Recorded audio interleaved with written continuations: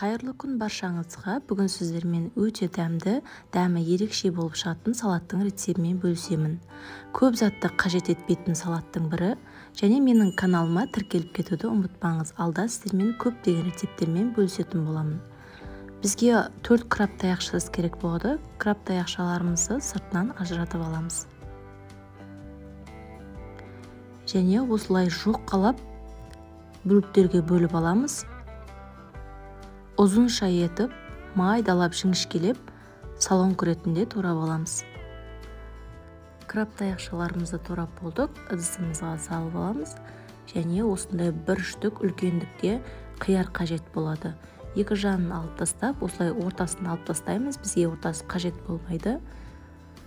Және осылай ұзынша етіп, оны да жіңішке етіп турап аламыз.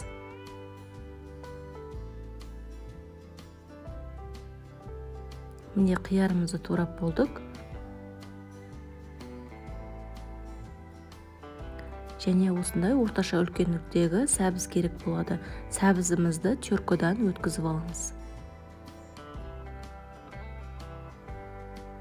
Сәбізімізді теркодан өткізіп болдық. Ыдысымызға салып аламыз. Және соя тұздығымызды салатын боламыз. Соя тұздығымызды көп салмаймыз. Дәміне қарай тұз және күнжітумызды саламыз. Қалауларыңызша майонез, кетчупты да көп салмаймыз. Және жақсылап араластырып аламыз. Біздің салатымыз дайын болды. Өте оңай салат жасалуы, дәмі де ерекше болып шығады. Жасап көріңіздер. Және менің каналыма тіркеліп, өз пікірлеріңізді қалдырып кетуді ұмытпаңыздар. Алдағы уақытта сіздермен көптеген рецепттермен бөлісетін боламын. Сіздермен болған Динара ас болсын.